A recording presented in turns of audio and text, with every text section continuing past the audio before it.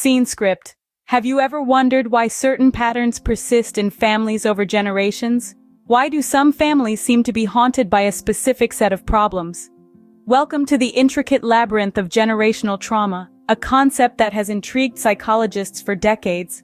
Generational trauma, also known as transgenerational trauma, is a fascinating yet complex phenomenon where the impact of traumatic experiences is passed down from one generation to the next. Now, it's not as if we inherit these traumas genetically like hair color or height. It's more about the environment we grow up in. Trauma experienced by parents or grandparents can shape their behaviors, their coping mechanisms, their way of loving, or even their way of communicating. And these, subtly or not so subtly, influence how they raise their children, creating a ripple effect through generations. Imagine a family where a grandparent experienced severe poverty.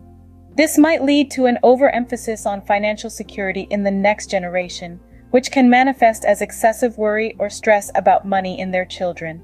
The children, in turn, may internalize these anxieties, carrying them forward into their own families. But let's be clear, generational trauma is not about blaming our parents or grandparents for our current problems. It's about understanding the roots of our behaviors and emotions. It's about recognizing the invisible threads that connect us to our past and understanding how they influence our present. So how do we uncover these hidden threads?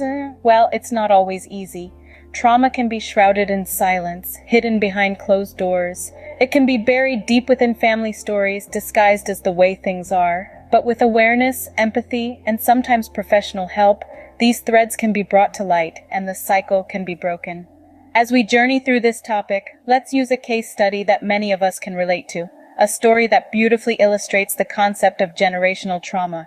Let's delve deeper into this concept with an example we are all familiar with, the enchanting world of Disney's Encanto. The Madrigal family from Encanto presents us with an illustrative case of generational trauma. Delving into the heart of the Madrigal family, we find a unique dynamic that's both enchanting and complex. The Madrigals are not just an ordinary family, they are bestowed with magical abilities that make them stand out. Each member holds a special gift, a power that defines them, yet also binds them to a lineage of expectations and responsibilities.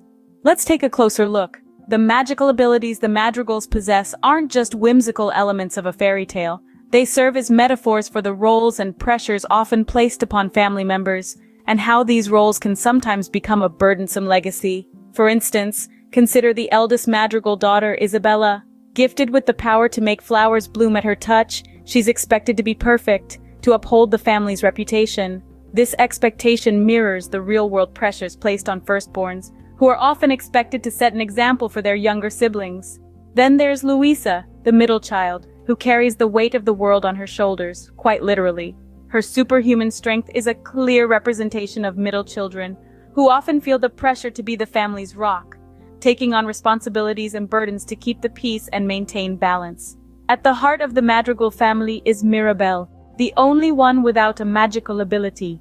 She symbolizes those who feel overshadowed, overlooked, or out of place within their own families. Despite her lack of magical powers, Mirabelle's journey shows us that it is empathy, understanding, and resilience that truly hold a family together, not magical abilities or exceptional talents.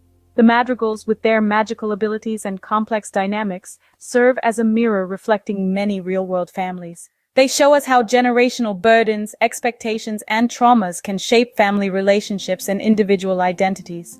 But most importantly, they remind us that it's not the magic that makes a family, but the love, understanding, and acceptance they share. Just like many families, the Madrigals are not immune to the effects of their past. Let's take a closer look at the main characters and how they grapple with their inherited trauma. Our first character, Mirabelle, is the only family member without a magical gift. This lack of an extraordinary ability, however, doesn't stop her from carrying the burden of her family's expectations. In fact, it amplifies it. She feels the weight of being the ordinary one in an extraordinary family, a feeling many of us can relate to when we're surrounded by high-achieving peers or siblings. It's a struggle for acceptance, a struggle for identity, and a struggle to break free from the shadows of her gifted family members. Next, we have Isabella, the eldest sister blessed with the ability to make flowers bloom. She represents the perfect child, the one who must always meet expectations. Isabella's struggle is the pressure to maintain the illusion of perfection, which is a common burden shouldered by firstborns or high achievers. The fear of disappointing others can often lead to self-imposed limitations, stifling one's true potential. Lastly, we delve into Louisa, the middle child, who possesses superhuman strength. She's the family's backbone, always carrying the physical and emotional load. Louisa embodies those who feel obligated to be the pillar of support for their families. The weight of responsibility can often make them overlook their own needs and desires, leading to burnout and emotional exhaustion. These characters, with their unique struggles, beautifully illustrate the concept of generational trauma. They carry burdens passed down through their family line, not just their magical gifts.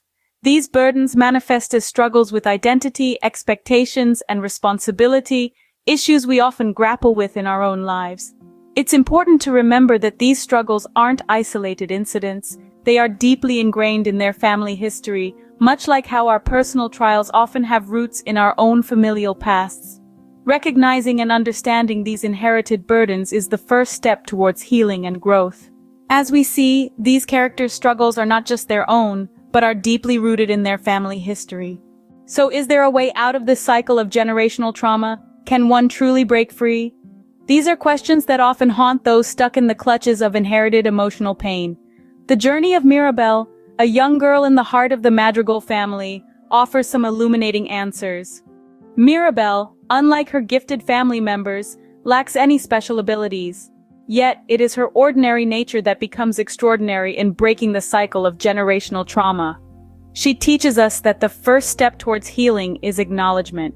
For years, the Madrigals have cloaked their trauma under the guise of magical gifts, refusing to acknowledge the pain beneath.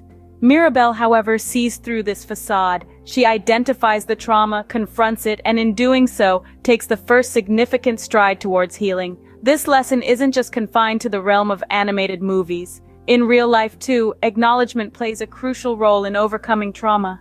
Individuals who have successfully broken the cycle of generational trauma often cite acknowledgement as the turning point.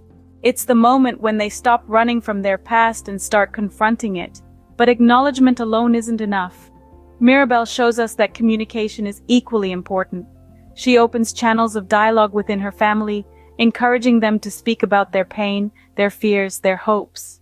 This is a powerful lesson that applies to real-life scenarios as well. Open communication within families can significantly help in understanding and addressing the roots of generational trauma. Finally, there's healing. Mirabelle's journey culminates in healing, both for her and her family.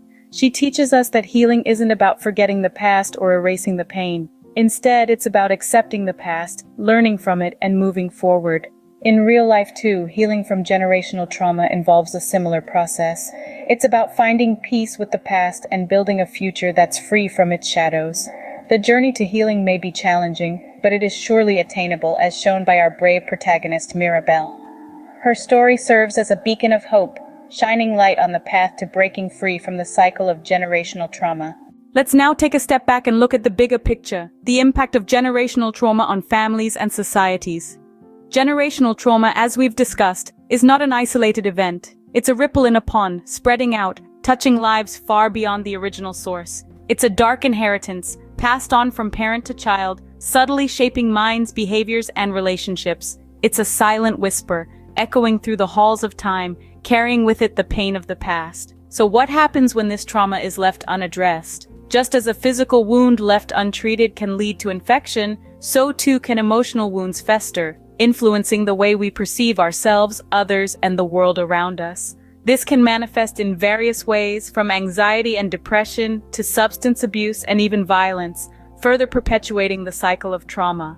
But it doesn't stop at the individual or family level. These ripples of trauma can extend to communities and societies, creating a collective wound. This can result in societal issues like crime, poverty, and inequality, creating a negative feedback loop that only serves to reinforce the cycle of trauma. Yet there is hope. Just as trauma can be passed down, so too can resilience. By acknowledging and addressing our generational wounds, we can begin the process of healing, not just for ourselves, but for future generations. This involves fostering open conversations about mental health, seeking professional help when needed, and creating supportive and nurturing environments. It's important to remember that breaking the cycle of generational trauma is not just about healing the past, but also about shaping the future. It's about making conscious choices, breaking harmful patterns, and creating a legacy of love, understanding, and resilience.